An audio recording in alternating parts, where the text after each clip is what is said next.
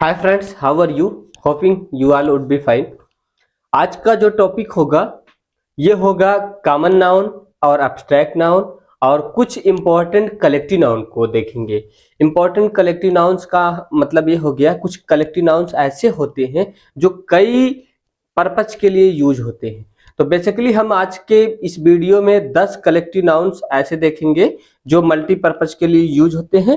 उसके बाद ये देखेंगे कॉमन नाउन से एब्स्ट्रैक्ट नाउन कैसे बनाया जाता है और एडजेक्टिव से एब्स्ट्रैक्ट नाउन कैसे बनाया जाता है। तो चलिए वीडियो को शुरू करते हैं, लास्ट तक बने रहिएगा। कॉन्सेप्ट बहुत ज्यादा है और तभी आपको समझ में आएगा। आइए देखिए, सबसे पहले हम ये देखते हैं जैसे सम इंपॉर्टेंट कलेक्टिव नाउन्स। कुछ इंपॉर्टेंट कलेक्टिव नाउन्स हैं। कलेक्टिव नाउन्स प्रीवियस वीडियो में जो बच्चों को नहीं पता है वो प्रीवियस वीडियो का वॉच करें, तो डिस्क्रिप्शन में लिंक दे देंगे, पहले उसको वॉच करके तब इसको देखें। जैसा कि कलेक्टिव नाउन्स होता है समूहवाचक संज्ञा, मतलब समूहवाचक विशेष, ऐसा विशेष जो किसी समूह को दर्शाता है उसी को बोलते हैं कलेक्टिव नाउन्स। जैसे कि प्यारे मित्रों यहाँ लिखा गया ओले। ओले का मतलब ये होता है कि वर्षा। यहाँ आप वर्षा का मतलब बारिश को मत समझिएगा, नहीं तो एकदम पूरा सेंटेंस आपका गलत हो जाएगा। इसको आप बौछार, वर्षा या बौछार, इस सेंटेंस का हम जैसे ऐसे यूज करते हैं, इसमें आपको ऑफ लगा लेना है। आपको ऐसे मिलेगा ओले ऑफ शॉट्स, यानी गोलियों की बौछार हो गई। ठीक है, ओले ऑफ शॉट्स, अगर यहाँ ओले ऑफ शॉट्स लग गया तो गोलियों की बौछार। ओले ऑफ क्वेश्चंस लग गया तो प्रश्नों की बौछार, प्रश्नों का बारिश कर दिया, प्रश्नों की बौछार हो गई। ठीक है, ओले ऑफ एरो, तीरों का बौछार हो गया। तीर मतलब जो फलक है। ठीक है, ओरो ओले ऑफ अब्यूजेस, तो इसका यह मतलब हो गया कि गालियों की बारिश कर दी उसने। ठीक है, मतलब ज्यादा निरंतर गालियां देना शुरू कर दिया। तो ये शब्द इसके लिए अब्यूज के लिए लगता है, आरो के लिए लगता है, क्वेश्चंस के लिए लगता है, शॉर्ट्स के लिए। अगर कोई आपके ऊपर पत्थर से खींच खींच के मारे, सोचिए कि मुंडन करवाए होंगे तो क्या स्थिति होगी, है ना। या आप इसको ऐसे समझिए कि आप मुंडन करवा लीजिए और उसके बाद ऊपर से ओले गिरे आकाश से, और फिर उसमें जो आनंद आएगा ना, आपको परमानंद का आनंद आएगा। वही उसके लिए आप क्या कह सकते हैं, ओले ऑफ स्टोन्स, यानी पत्थरों की बौछार कर दिया उसने, किसी को पत्थर खींच खींच के मारे, ऐसा कुछ। ठीक है, उसके बाद क्या है कि अगर मिसाइल बैक टू बैक, एक के बाद एक के बाद एक के बाद मिसाइल लॉन्च कर दिया जाए, जैसे किसी भी कंट्री, कोई भी कंट्री अपने एनिमी कंट्री को लॉन्च करती है तो उसको बोलते हैं अरे उसने तो मिसाइल की बौछार कर दी। ठीक है, इस सेंटेंस में आप ओले का क्या करते हैं, यूज करते हैं। मल्टीपर्पज के लिए था ये। पॉइंट नंबर 1 है कलेक्टिव नाउन, समझ गए ना।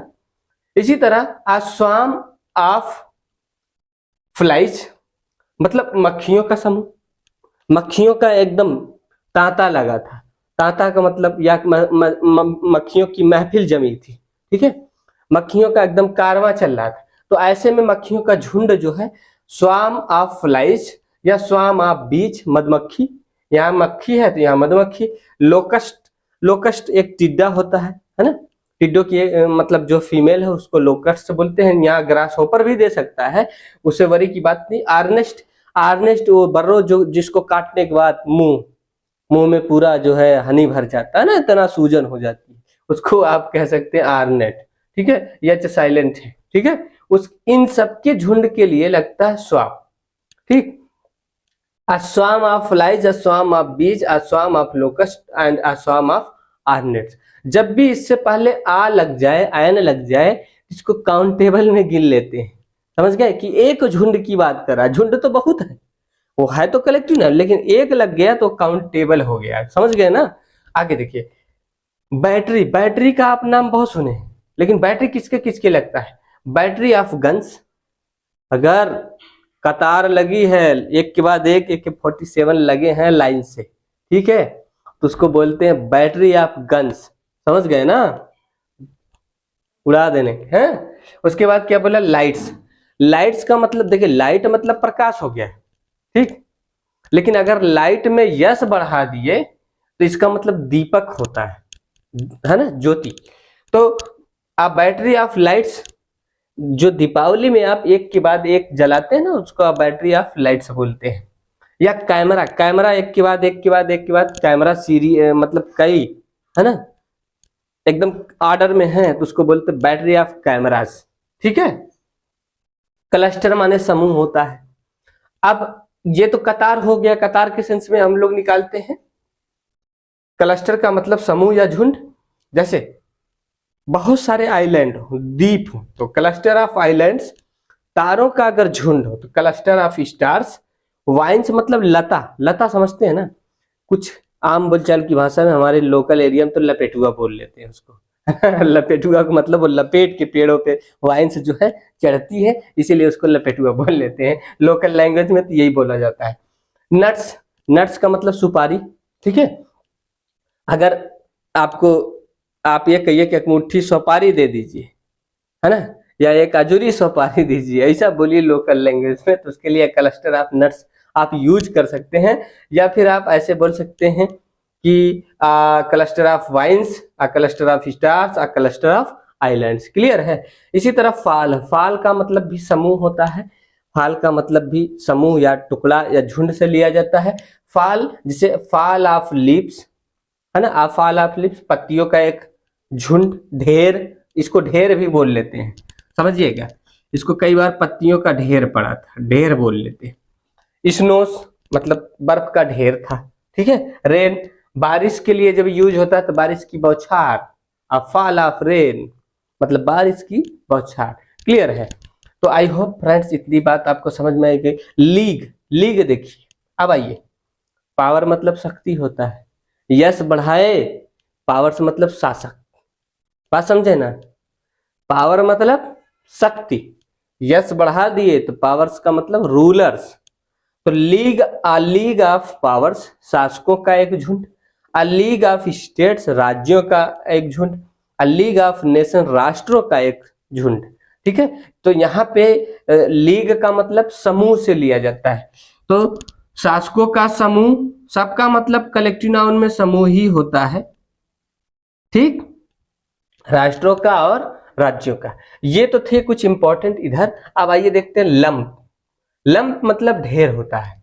किसके लिए लगता है? कूड़ा, कूड़ा अगर घूर के हीप में, उसको, उसके लिए पाइल्स भी लगा लेते हैं, हीप भी लगा लेते हैं, शेप में है, तो उसके लिए क्या है? लंप ऑफ गार्बेज, कूड़ों का एक ढेर था, है ना। और उसके बाद मड, मड मतलब कीचड़, कीचड़ का ढेर था, समझ रहे हैं ना। या लंप ऑफ कोल, कोयले का एक मतलब ढेर था। ठीक। आ लंप ऑफ लेड, शीशे का एक ढेर था। शीशे की अगर बहुत सारे टुकड़े हों तो वहां लंप ऑफ लेड बोला जाता है। क्लियर है। इसी को देखिए। अब भाई लोग, हम तो हैं यूपी से, यूपी के में खासकर पूर्वांचल, पूर्वांचल में आजमगढ़ डिस्ट्रिक्ट से, लेकिन जो कुछ भाई बंधु होंगे जो सदर्न इंडिया में होंगे, ईस्टर्न में होंगे, वेस्टर्न में होंगे, ठीक है, जो मिडिल इंडिया में होंगे, वह इसी प्रोनाउंसिएशंस को थोड़ा सिस्टमेटिक बोलते हैं, थोड़ा सा वो अपने आवाज को शार्ट कर देते हैं। A lump of garbage, a lump of garbage, a lump of mud, a lump of को, अलम्प ऑफ लेड। ठीक है। तो थोड़ा सा टोन को चेंज करते हैं। ठीक है। हम लोग थोड़ा फटे बांस की तरह बोल लेते हैं, वो थोड़ा सा सुरीली आवाज, मेलोडियस साउंड्स होते हैं उनके। ठीक है। देखिए ट्रेन, ट्रेन का मतलब आप कहेंगे रेलगाड़ी, जी बिल्कुल नहीं, पंक्ति, लाइन। ट्रेन का मतलब क्या होता है? पंक्ति। ठीक है। किसकी पंक्ति? वैगन्स। वैगन्स मतलब जो सवारी गाड़ी होती है उसको ढोने के लिए, उसको आम बोलचाल की भाषा में तांगा बोल सकते हैं। और शोले वाली बसंती वाली मूवी आपने देखा होगा, है ना, ले चल बसंती, वो जो तांगा लेके जाती है, जिसको आम बोलचाल की भाषा में एक्का बोल लेते हैं। ठीक है। फूलों का अगर जो पंक्तियां हैं, फूलों की लाइन लगी हुई है, उसको भी ट्रेन ऑफ फ्लावर्स बोल लेते हैं। ठीक है। आप ऐसे समझिए ना कि ट्रेन एक लंबे से शेप में होती है, तो इस लंबे से शेप में जो भी होगा उसके लिए हम ट्रेन यूज करते हैं। वैगन्स हो गए, है ना। कई बार ट्रेन आप डंकी बोलते हैं, तो यहाँ मतलब कि एक गधे के पीछे एक, दूसरे के पीछे तीसरा, ऐसे जब लाइन से आते हैं तो उसको बोलते हैं ट्रेन ऑफ डंकी। एक गधे के पीछे दूसरा गधा लगा रहे। ठीक है।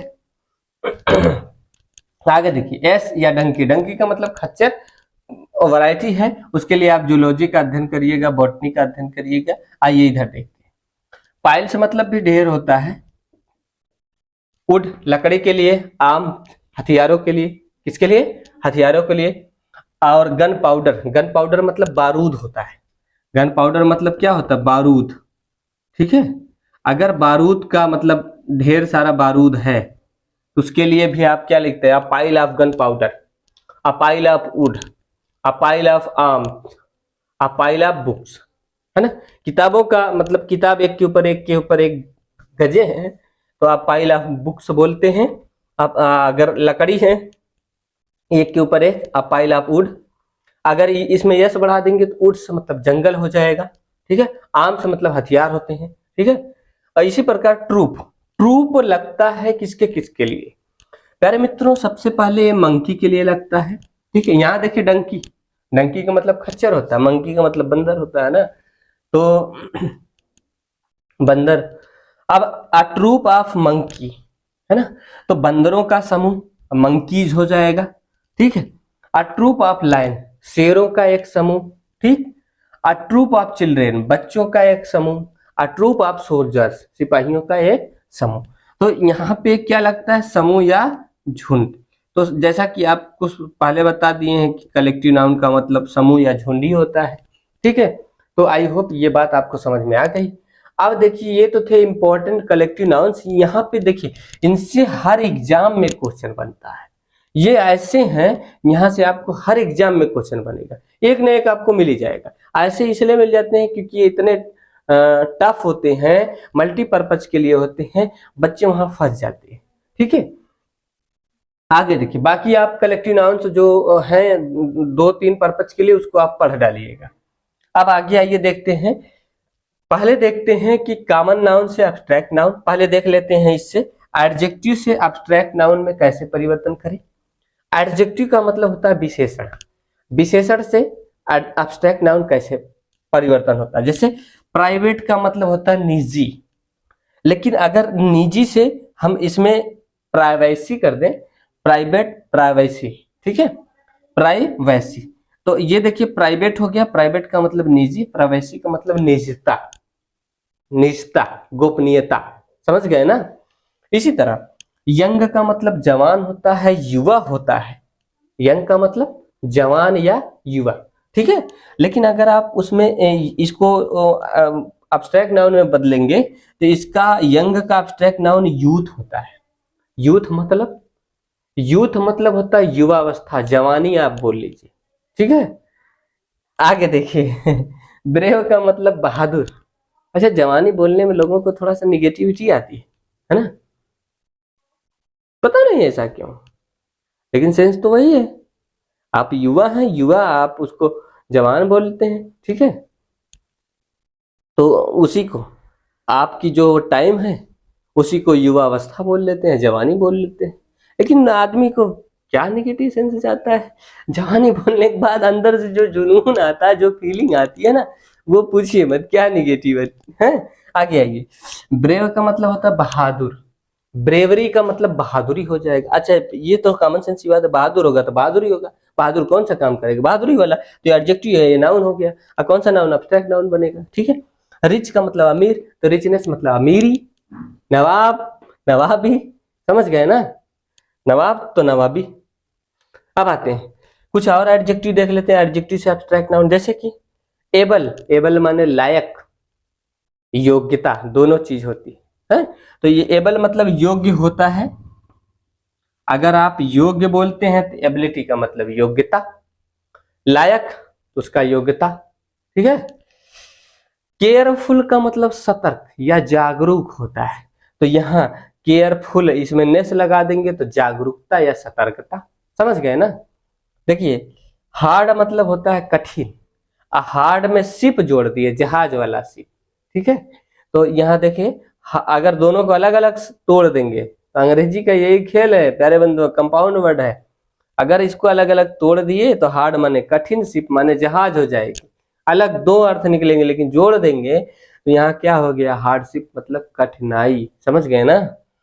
इसी तरह एक्टिव मतलब सक्रिय, सक्रिय, एकदम चुस्त होता है। एक्टिव का मतलब चुस्त, तो एक्टिविटी का मतलब चुस्ती, फुर्ती। यहाँ फुर्तीला, यहाँ फुर्ती, यहाँ सक्रिय, यहाँ सक्रियता, यहाँ चुस्त, तो यहाँ चुस्ती। सुस्ती मत समझिएगा, वो तो लेजीनेस हो जाएगा। ठीक। ट्रू का मतलब सत्य, ट्रूथ का मतलब सत्य। फंस गए ना? ट्रू का मतलब सही और ट्रूथ का मतलब सत्य। समझ गए ना? ये नाउन है, ये क्या है? एडजेक्टिव है। ध्यान आपको यही देना है। अब आते हैं कुछ कॉमन नाउन, आपको बता देते हैं कॉमन नाउन और एब्स्ट्रैक्ट नाउन। जैसे कॉमन नाउन, एक्ट से बनता एक्शन। एक्ट माने कार्य, है ना? एक्शन का मतलब भी क्या होता है? एक्ट मतलब कार्य करना, एक्ट मतलब कार्य दोनों होता है। एक्शन का मतलब भी कार्य होता है। समझ गए ना? बेबी, बेबी का मतलब क्या होता है? बच्चा। और बेबीहुड का मतलब बचपन। समझ गए? इसी प्रकार किंग माने राजा। राजा क्या करता है? अरे राज्य करता है। किंगशिप मतलब राज्य हो जाएगा। क्लियर? राजा राज्य करता है, राज्य हो गया। रॉबर मतलब लुटेरा। लुटेरा क्या करता है? लूट करता है, तो रॉबरी मतलब लूट। रॉबर मतलब, है ना, कि लूटना, है ना, तो वही है रॉबरी। ठीक है। रॉबर उसके क्या है? कार्यकर्ता हो गए। आगे आते हैं थिप माने चोर। तो चोर क्या करेगा? चोरी।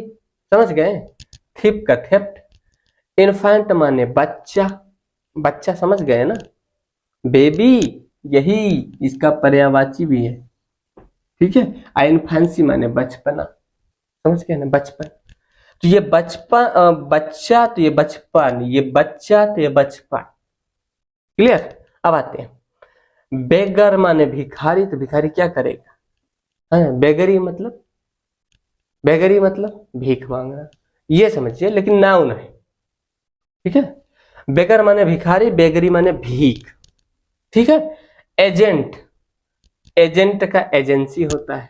इसी प्रकार हीरो का हीरोइज्म। हीरोइज्म का मतलब ये हो गया, यहाँ हीरो का मतलब नायक। हीरो का मतलब नायक। तो हीरो कौन सा काम करता है? साहस का। हीरोइज्म का मतलब क्या होता है? साहस या बहादुरी। तो आई होप ये बातें आपको समझ में आ गई। तो समझ में आती है तो वीडियो को लाइक करें, चैनल को सब्सक्राइब करें और ज्यादा से ज्यादा लोगों तक शेयर करें। मिलते हैं अगले वीडियो में। इसी कलेक्टिव नाउन को हम देखेंगे कि यूज ऑफ कलेक्टिव नाउन कैसे सिंगुलर और प्लूरल दोनों में यूज होता है।